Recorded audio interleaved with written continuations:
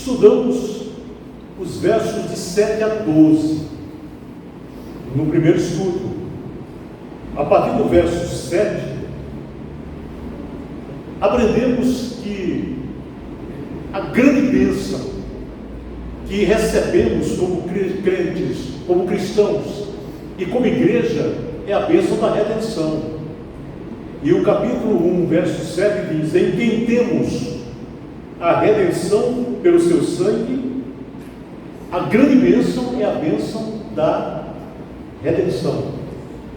Redenção feita por Cristo na cruz do Calvário. A remissão das ofensas é a segunda grande bênção, que é a primeira redenção, a segunda o perdão. Remissão dos pecados. Remissão significa perdão dos pecados. Segundo, as riquezas da sua graça. Como diz aqui no verso 7, que Ele fez abundar conosco em toda sabedoria e prudência, descobrindo-nos o mistério de sua vontade. Então, a grande primeira bênção é a redenção, a segunda grande bênção é o perdão, a terceira é a revelação da vontade de Deus, conforme a orientação do apóstolo Paulo, descobrindo-nos, verso 9, o mistério de sua vontade, segundo o seu beneplácito que propusera em si mesmo, de tornar a congregar em Cristo todas as coisas na dispensação da plenitude dos tempos, tanto as que estão nos céus como as que estão na terra. Nele digo que também fomos feito herança. Aqui vem a quarta bênção, a herança. Então a primeira é a redenção, a segunda é o perdão, a terceira é a revelação da vontade de Deus, e a grande bênção, quarta, do primeiro capítulo de Efésios, é a herança espiritual. Nós fomos feitos herança de Deus, fomos selados com o Espírito Santo da promessa. Daí então a ênfase que eu dei naquele estudo do privilégio que nós temos. Fomos alcançados pela graça de Deus. Nós, aqui, o apóstolo Paulo diz que nós fomos abençoados com toda sorte de bênçãos. Aqui no capítulo 1, verso 3, ele diz: bendito Deus e Pai do nosso Senhor Jesus Cristo, o qual nos abençoou com todas as bênçãos espirituais nos lugares celestiais em Cristo. Então nós somos altamente privilegiados, porque fomos abençoados não com um certo número de bênçãos, algumas bênçãos, não. Aqui o apóstolo Paulo, que viu os mistérios de Deus, da grandeza da sua amplitude, ele diz: nós fomos abençoados, Ele nos abençoou com toda sorte de bênçãos espirituais. Nós geralmente pensamos em bênçãos materiais, nós somos muito imediatistas, nós somos egoístas, os nossos pedidos são muito imediatos, nós queremos barganhar com Deus, mas as bênçãos verdadeiras são bênçãos espirituais, e foram com estas bênçãos que nós fomos abençoados nos lugares celestiais. Eu inclusive falei que, por que nos lugares celestiais? Porque é onde Deus habita, e foi exatamente nesses lugares que nós fomos abençoados, que nós continuamos a ser abençoados.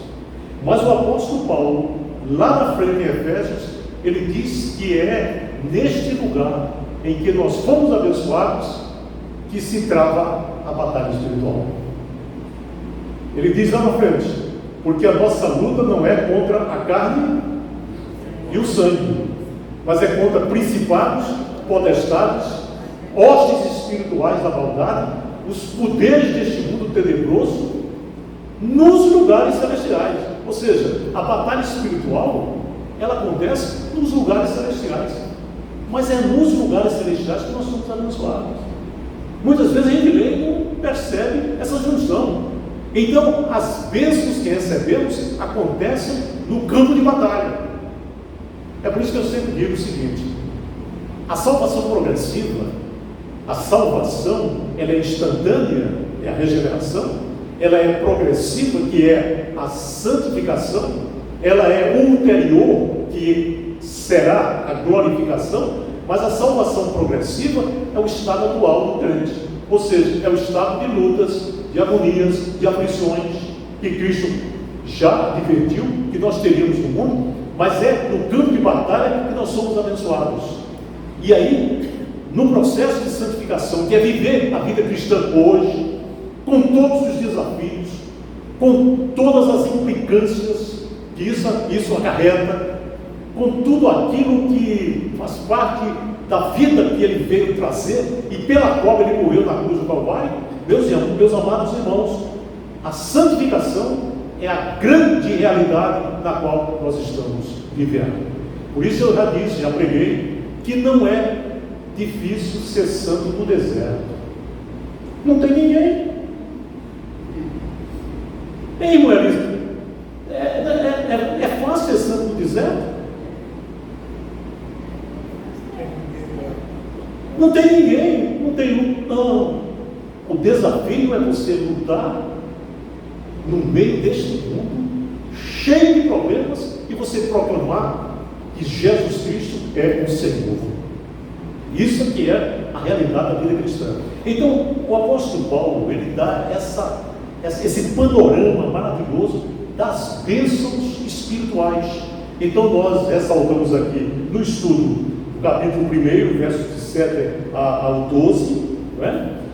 Ao 14, aliás, e ele reforça aqui no verso 3, em quem também vós estáis, não é? Ele diz no 11, nele que em quem também fomos feito herança, então é redenção, perdão, revelação da vontade de Deus e herança espiritual. Ele diz, conforme o propósito daquele que faz todas as coisas segundo o conselho da sua vontade, com o objetivo, com o fim para sermos, ou de sermos para louvor da sua glória, nós os que primeiro esperamos em Cristo.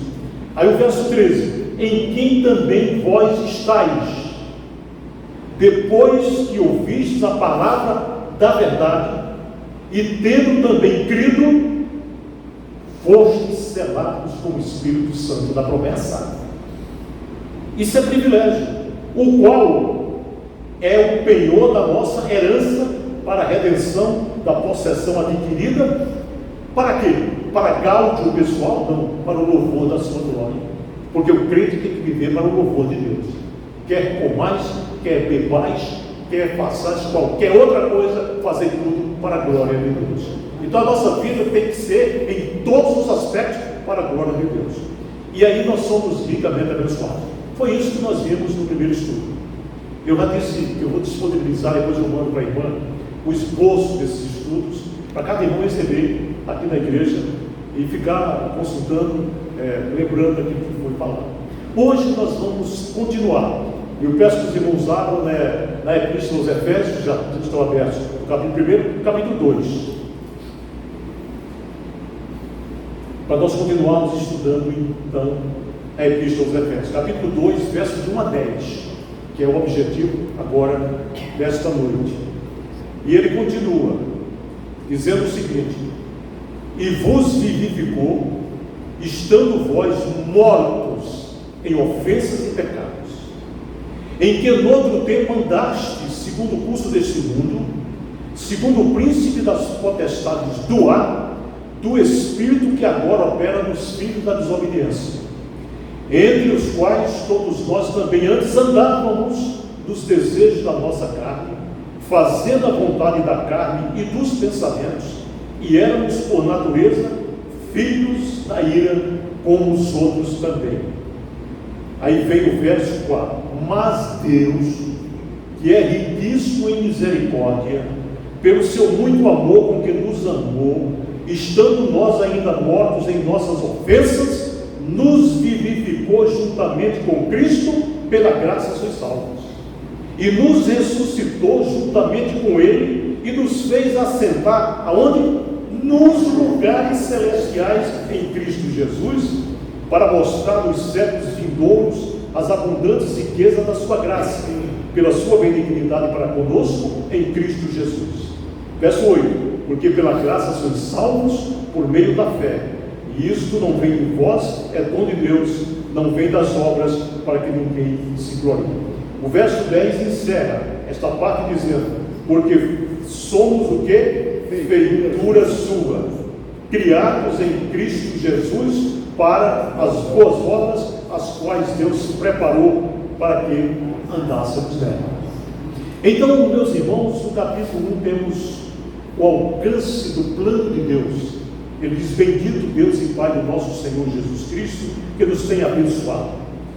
Ele nos elegeu nele antes da fundação do mundo, para sermos santos e irrepreensíveis diante dele em amor, e nos predestinou para filhos da adoção por Jesus Cristo, para si mesmo, segundo o beneplácito de sua vontade. Para quê? Para o louvor da sua glória, da sua graça, de sua graça, pela qual nos fez agradados a si no amado. Então, no capítulo 1, temos um amplo alcance do plano de Deus. Ele nos elegeu antes da fundação do mundo. Já imaginou?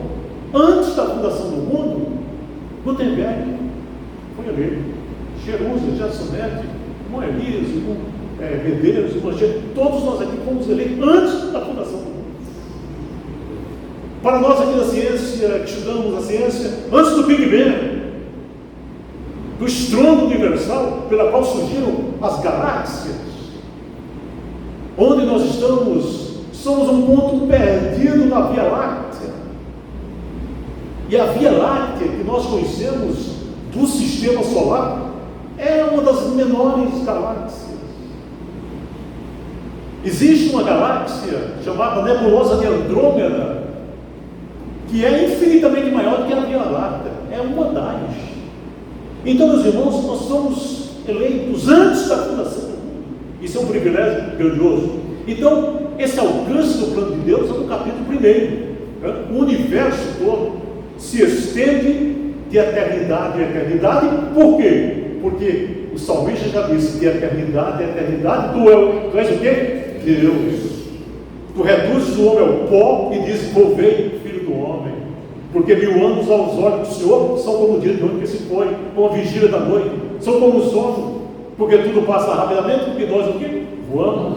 Então, nesse contexto do universo, que se estende de eternidade a eternidade, nós estávamos no plano de Deus, porque diz o apóstolo Paulo que antes da fundação do mundo conhecido, como nós conhecemos. Então veja, o plano de Deus está aqui colocado, antes da fundação do mundo. E no capítulo 2, esse que a gente vai ver agora, ele mostra a historificação desse plano na vida do povo de Deus, na vida de cada um de nós. Ou seja, nós temos a eleição antes da fundação do mundo e a historificação aqui nesse capítulo 2 que nós estamos estudando. Após descrever a possessão espiritual em Cristo, o apóstolo se volta aqui para a nossa posição em Cristo. Meus irmãos, sabe como é que eu resumiria isso? Nós fomos tirados da sepultura para o trono de Deus. É isso que o apóstolo Paulo diz. O capítulo 2 aqui de Efésios pinta um contraste vívido, autêntico, entre o que o homem é por natureza e o que ele pode vir a ser pela graça. Por isso, o apóstolo Paulo diz aqui no verso 8 do capítulo 2: pela graça sois por meio de quê? Das obras? Não, da fé. Então tudo isso tem a ver com a realidade da salvação. E nós vamos procurar ensinar à igreja essa tríplice dimensão da salvação, em salvação instantânea, que é a grande doutrina da regeneração, a salvação progressiva, que é a grande doutrina da santificação, e a salvação ulterior, que é a glorificação. A igreja tem que ter conhecimento disso, a igreja tem que estar ciente dessa doutrina, porque é a nossa vida, e a proporção que a gente deixa que a palavra de Deus nos desnude, nos molde, nós vamos crescendo espiritualmente, porque o objetivo nosso aqui não é estacionar. O apóstolo Pedro diz: antes do que? Crescei na graça e no conhecimento do Senhor Jesus Cristo. É isso que tem que ser feito na igreja. Então, nós fomos tirados da sepultura para o trono. E o capítulo 2 traça esse contraste, né, entre o pecado e a graça. E aqui nós temos aqui, no capítulo 2, verso 2. Antes ele diz: vocês foram vivificados. Por quê? Porque estávamos mortos em quê? Em delitos e pecados. Por isso, mortos, nós passamos pela experiência da morte, morte pelo pecado, morte pela iniquidade em que nós vivemos e fomos em que nascemos, mas fomos tirados dessa situação, não ficamos nela. Por isso, a graça de Deus nos alcança e nos regenera. O que é a regeneração? O novo nascimento. Aí, um crente que tem 30 anos, nasceu na igreja, você pergunta: o que é? Você nasceu de novo? Eu acho que assim. Não. Teve que ter a experiência da regeneração. E tem que ter consciência de que esse ato de Deus, que é a regeneração, pelo qual o princípio e a continuação de uma nova vida acontece no homem, é uma realidade bíblica. É a regeneração, é a salvação instantânea que temos que experimentar. E aí vem a continuidade dela. Então, enquanto um é um ato instantâneo de Deus, a outra é um processo que conta com a nossa participação.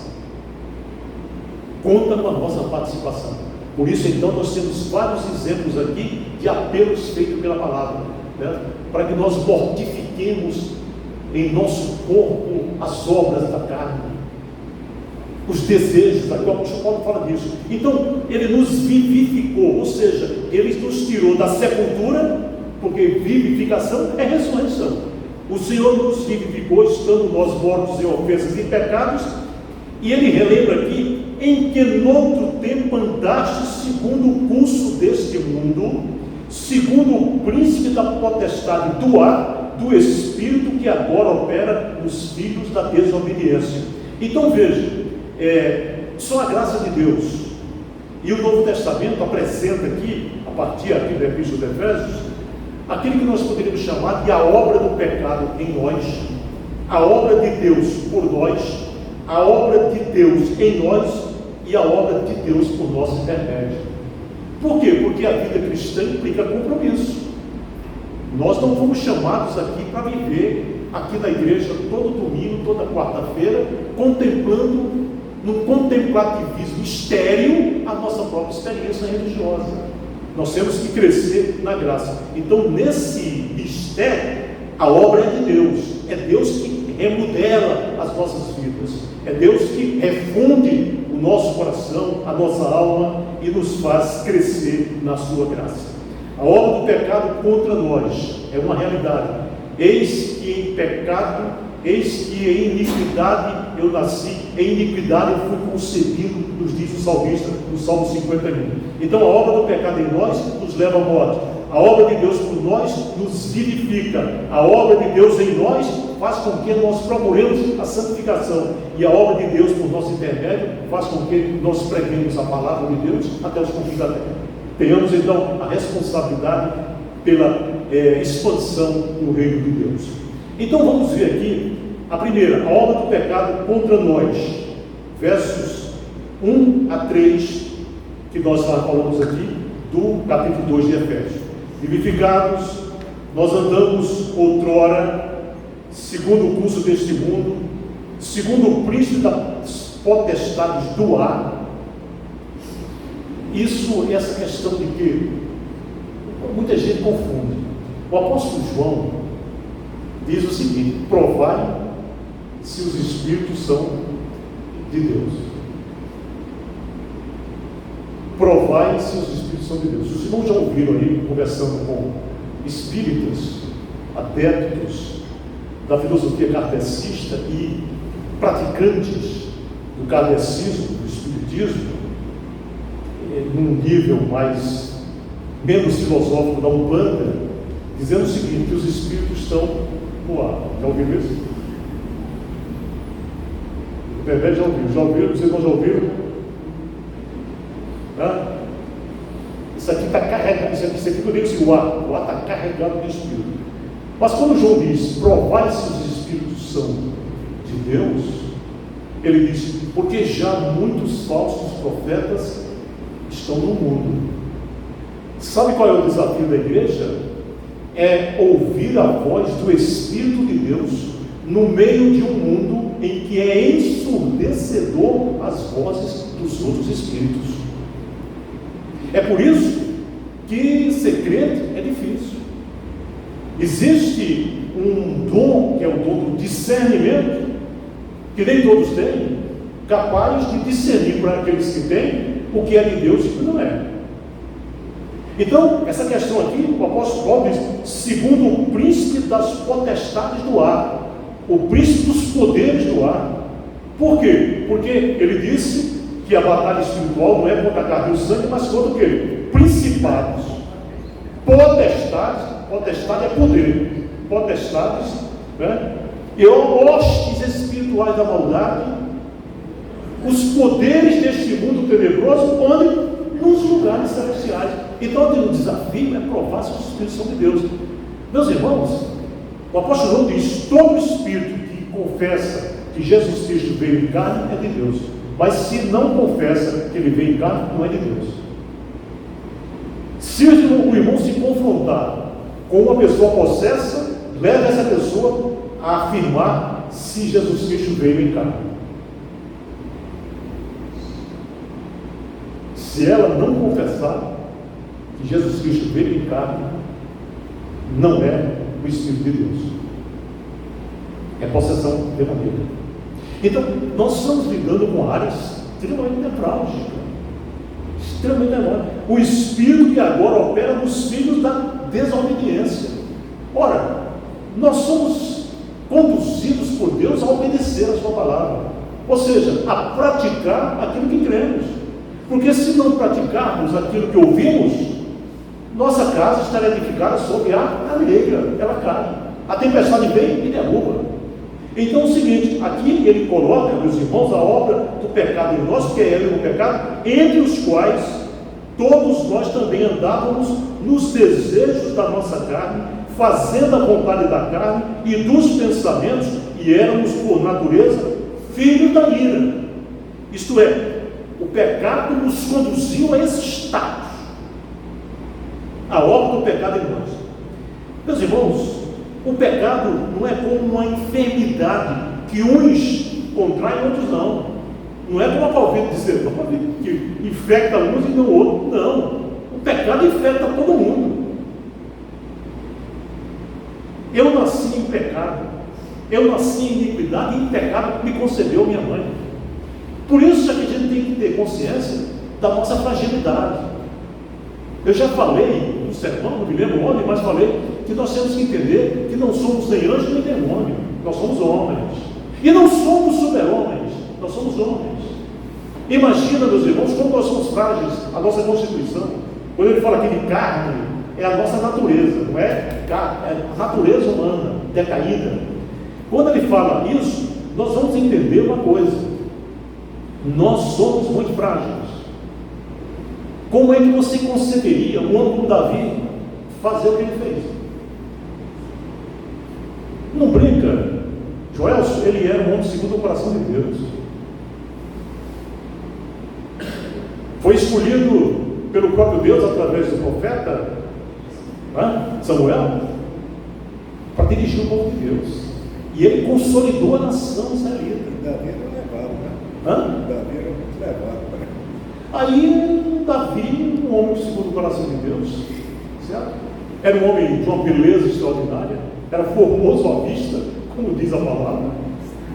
Tinha mais de uma mulher, porque era o costume da época, para uma poligamia, e ele se apaixona por uma mulher que não era dele. Betseba, esposa de um general. E aí, o que acontece é que Davi desce ao mais profundo do abismo do pecado. Primeiro ele possuiu uma mulher, quando chamava era o rei, disse, como ele disse, quem manda sou eu, traz ela para cá. Mas depois é o seguinte, ela engravidou. Porque o relacionamento não foi apenas passou um bocado de tempo. Aí, de quem é essa mulher? Quem era a esposa de quem? De Urias. A Urias, o general é. Aí ele chama Urias e faz tudo aquilo, tenta fazer, enganar o Urias. Urias, um homem extremamente irresponsável. Não, eu não vou ficar em casa não, vou ficar com meus guerreiros. Tal. E Davi querendo que ele fosse para vivenciar a intimidade com Betseba, para entender às pessoas que o filho que ela carregava não era de Davi, era de Urias. Ele embolou isso, não teve jeito. Aí ele chama o seu general responsável e diz: coloca esse homem na frente de batalha. Para quê? Para ele morrer. E assim aconteceu, Urias morreu. E Davi não se tocou com nada. Foi preciso Deus levantar o profeta Natan e disse: olha, uma pessoa que tinha tudo, outro que não tinha nada, vamos ver. Aí ele deu lá o enigma e disse: o que é que esse homem merece? Davi disse: esse homem merece a morte. Aí Natan disse: tu és esse homem. Caiu a massa. Meus irmãos, a coisa é muito séria. A obra do pecado, o pecado não é uma simples erupção, mas é um estado e a condição de inversão do homem. E Deus perdoou, porque Davi entrou num estado de depressão, de tristeza, que ele disse que os ossos dele envelheceram. Ele começou a sentir toda espécie de artrose, espondilite, estava arrasado. Mas o problema é que era tudo psicossomático. O problema Davi era um guerreiro. Davi não tinha problema de joelho, de articulação, era um guerreiro feroz. Mas ele começou a ficar por causa do estado interior. Consciência. Deus perdoou. Consciência. A consciência. É por isso que um escritor, aliás, acho que foi Moody, que disse o seguinte: o pagamento do pecado é a consciência sem paz. Tem coisa mais certa, maestro? O pagamento do pecado é a consciência sem paz. E o que acontece? Deus perdoou Davi. O filho adulterino não sobreviveu, morreu. E aí eu não consigo entender. Com Urias morto, ele casou com Betseba e gerou quem? Salomão, que sucedeu no trono. Mas o que acontece? Deus perdoou o pecado, mas a família de Davi foi um verdadeiro desastre.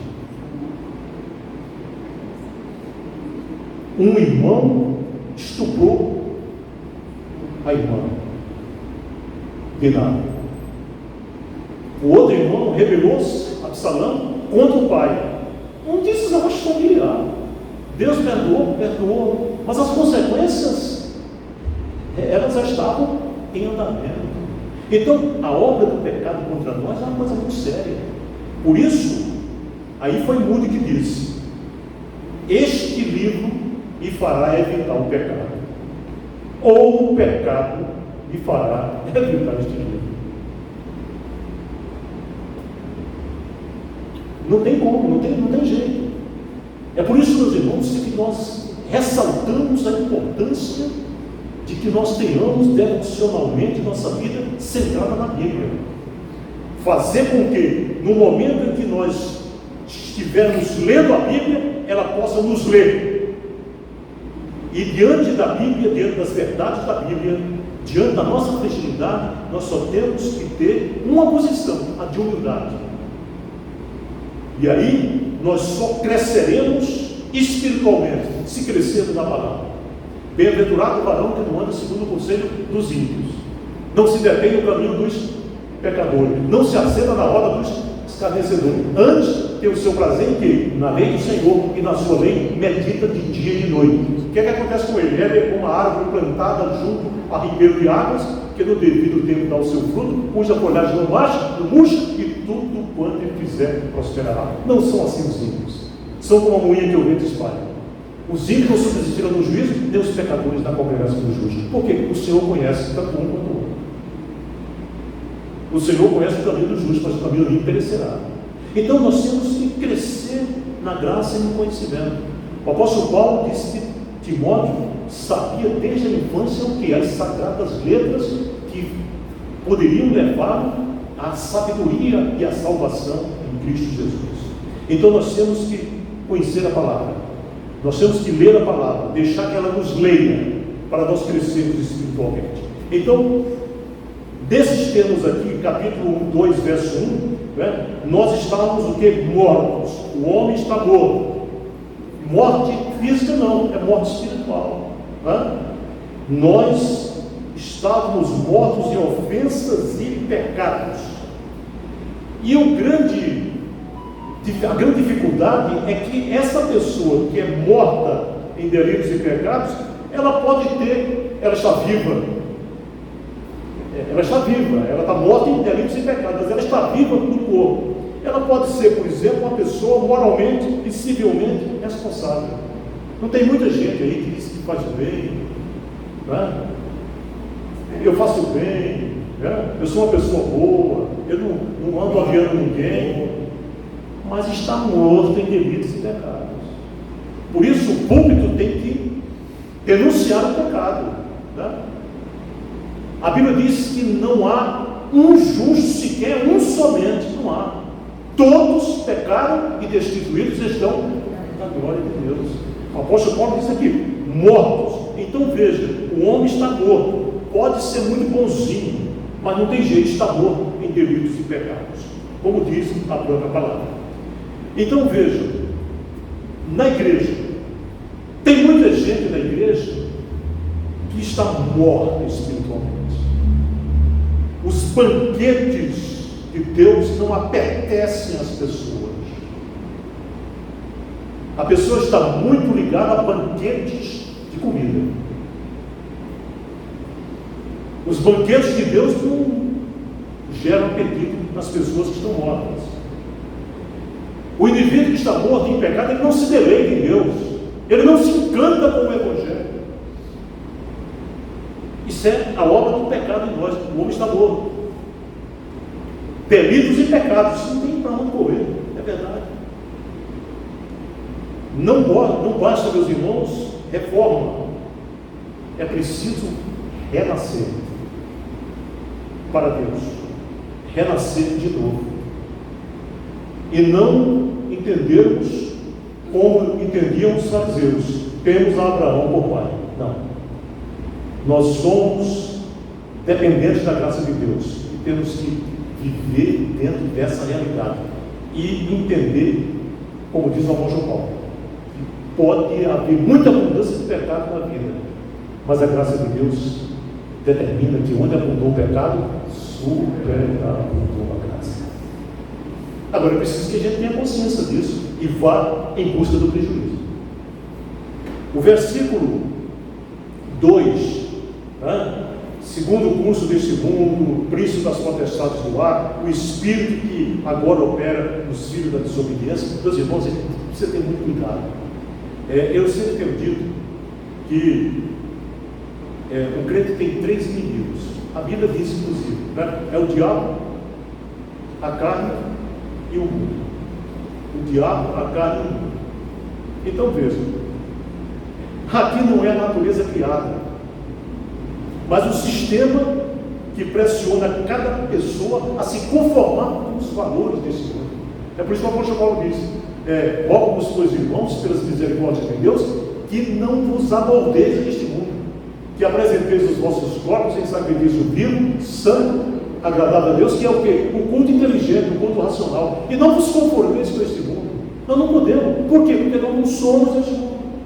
Estamos aqui, mas não somos aqui. Nosso destino é o céu. E cantamos aqui na igreja, sou forasteiro aqui, em terra estranha estou, do reino lá do céu, embaixo da rua estou. Então, nós temos que viver a realidade de que necessitamos de Deus. Quem ama o mundo não pode absolutamente amar a Deus. João diz isso lá em Cristo. Quem ama o mundo não pode amar a Deus. Nós precisamos dizer à juventude essa realidade. Tem muita gente dentro da igreja, levantada uma estatística, viciado em pornografia. Meus irmãos, na solidão da noite, e na solidão das madrugadas, tem muita gente ali caminhando seriamente para a perdição. Porque eu não acredito que uma pessoa regenerada, lavada pelo sangue do Cordeiro, vai passar 2 horas diante do televisor num site pornográfico. Eu não acredito. Mas tem. Eu digo que tem porque o gabinete pastoral me revelou um bocado de coisa de confissão de pecado nesse campo. O inimigo, ele não está aqui. O inimigo não é visível, não. O diabo, a carne e o mundo são os 3. Mas o inimigo não é visível, não. Ele é invisível. Ele é invisível. Mas ele não é irreal. O inimigo não é visível, mas o inimigo é real. É como o inimigo, né, o Satanás, com relação a Jó, quando diz, você observa, de onde tu vens? Venho de passear e rodear a terra. Eu disse aqui num daqueles sermões que ele poderia estar, no momento, ele está no Polo Norte, no momento seguinte, no minuto seguinte, ele está no Polo Sul. Ele não depende das limitações da matéria. Ele não é visível, mas ele é real. Quando ele diz, Deus diz, de onde você vem? Eu venho de passear e rodear a terra. Em outras palavras, ele diz para Deus, eu estou aqui. E não podemos subestimar o inimigo. Tem gente que subestima. Diabo, a carne, o mundo. O homem tem que entender essa realidade. Trata-se, meus amados irmãos, de escravidão mesmo. Temos que entender, o inimigo é invisível, porém ele é real.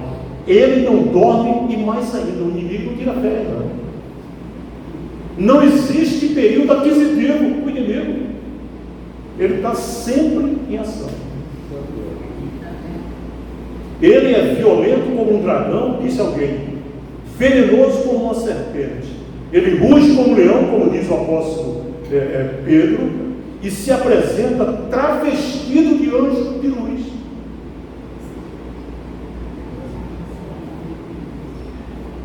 Eu tenho visto algumas coisas da ação do inimigo dentro da igreja na hora do culto. Na hora que formos ler a palavra, não pode haver movimentação de nada. Aí o Jerônimo faz a gravação, aí eu vou ver em casa e verifico que em determinados momentos de leitura da palavra tem gente se movimentando aqui na frente. Não pode. É a ação do inimigo. O inimigo é absolutamente especialista em roubar a palavra. Quando eu estou sentado no banco da igreja, certo? Pode acontecer uma explosão aqui de lado. Eu não me mexo. Eu aprendi isso na vida militar. Tá? O Medeiros aí na Marinha e eu no Exército. Por exemplo, se eu já testei. Em forma, pode haver um tiro de canhão de lado. Ninguém tem que se mexer. É disciplina de corpo. E eu, como oficial de instrução, eu dei muita aula nesse sentido, muita instrução à tropa, porque a minha arma era infantaria. Né? Então veja, meus irmãos, o inimigo está atento, ele começa a atrapalhar as pessoas. Por exemplo, uma pessoa conversar durante o sermão. Na hora do sermão, quem fala é o pregador. Quem fala é o pregador. Ninguém mais tem que falar. Porque é a ação do inimigo, quando as pessoas estão falando enquanto se prega a palavra, para desviar a atenção do ensino. Meus irmãos, a coisa é muito séria. A coisa é muito séria. É por isso que a gente tem que levar, durante a leitura da palavra de Deus, ninguém entra no templo. Vamos dizer que nós estamos fazendo a leitura responsiva ou a leitura do recitativo. Chegaram 15 pessoas visitantes para entrar, elas ficam aí na porta e só penetram no tempo quando terminar a leitura. Mas isso é uma disciplina que nem todas as igrejas têm. Mas é a ação do inimigo para roubar a palavra. Não podemos subestimar os desígnios do inimigo. Antes devemos nos acautelar. Por quê? Temos que nos acautelar. Porque o inimigo de Cristo já disse: ele veio matar, roubar e o quê? Essa é a missão dele. É por isso que o apóstolo Paulo diz: nós vivíamos desse jeito, numa época passada, tá? Desobedientes. Então, os inimigos, o diabo, a carne e o mundo têm que ser respeitados para poder vencer. Para poder vencer. Tá? A natureza humana é depravada. A natureza humana é depravada. Isso não tem dúvida. O homem sem Deus vive para agradar o quê? A vontade da carne e os desejos do pensamento, como ele diz aqui. Está aqui. Éramos, por natureza, filhos da ira. O homem é depravado. As ações pecaminosas são pensamentos pecaminosos. Por quê? Porque o homem pecador, não regenerado, é escravo. Alguém já disse, eu anotei aqui, ele anda com o pescoço na coleira do diabo e do cabresto do pecado. A pessoa encabeçada pelo pecado, o inimigo conduzido ele do jeito que quer. É por isso que o apóstolo Pedro diz, juntamente com Tiago: resistir ao diabo e ele sujeitai-vos a Deus, mas resistir ao diabo e ele fugirá de vós. Tem que resistir. Acontece que as pessoas estão vulneráveis à ação do Espírito de Deus, invulneráveis, aliás, invulneráveis à ação do inimigo. Tá? Nós vivemos num mundo caído, de depravação total. Todas as áreas da vida estão afetadas pelo pecado. Todas. A razão, a emoção e a vontade. E depravado, vivendo em pecados e delitos, o homem está condenado. Aqui, verso de 4 a 9. Né? Mas Deus, que é riquíssimo em misericórdia, pelo seu muito amor que nos amou, estando nós ainda mortos em nossas ofensas, nos vivificou juntamente com Cristo. Aí, entre aspas, pela graça sois salvos. E nos ressuscitou juntamente com Ele e nos fez assentar nos lugares celestiais em Cristo Jesus. Nós somos muito privilegiados. Impressionante como nós somos privilegiados. Ele nos fez assentar nos lugares celestiais para mostrar nos séculos vindouros as abundantes riquezas da sua graça, pela sua benignidade para conosco em Cristo Jesus. Porque pela graça sois salvos por meio da fé. Então, esse capítulo 2 estabelece a salvação pela graça. E nós temos que vivenciá-la integralmente, não obstante todas as limitações e contingências da matéria, porque são grandes, mas muito maior é Deus, que está conosco, nos conduzindo permanentemente em triunfo e em vitória para a sua honra e para a sua glória. Amém. É isso que trata a Epístola aos Efésios. A gente vai continuar em outras oportunidades a estudar a Epístola aos Efésios. Mas hoje, capítulo 2, salvação pela graça. Que Ele nos abençoe. Amém. Vamos cantar mais um pouquinho, pode indicar aí para nós encerrarmos o nosso culto. Lembrando os irmãos que no próximo domingo à noite temos o culto de lançamento da campanha de missões mundiais. Eu já vou adiantar para os irmãos, vou pregar sobre a palavra da reconciliação. Romanos, tá? Deus estava em Cristo reconciliando consigo o mundo, não lhes imputando os seus pecados, reconciliou e pôs em nós a palavra da reconciliação. Então nós recebemos o ministério da reconciliação. Então vamos pregar sobre isso. E vamos convidar as pessoas, vamos ligar para os nossos irmãos que não estão vindo, para domingo aqui à noite, lançamento da campanha de missões mundiais. Ok? Tivemos um culto belíssimo ontem na casa da irmã Manília. Número 15, página 4. Vamos ficar de pé, meus irmãos. Página 4. Um vaso novo, lindo esse olho. Eu quero ser, Senhor amado, como um vaso nas mãos do oleiro. Quebra a minha vida e faça de novo. Eu quero ser um vaso novo. Como tu queres, Senhor amado, tu és o oleiro e eu o vaso. Quebra a minha vida e faz de novo. Eu quero ser um vaso novo. Vamos lá? Eu quero ser, Senhor amado,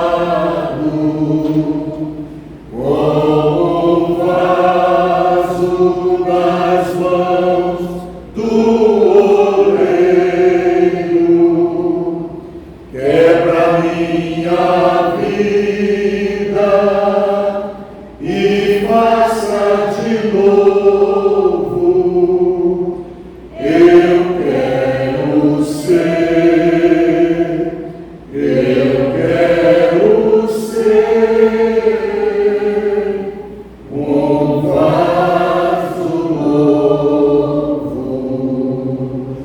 Oh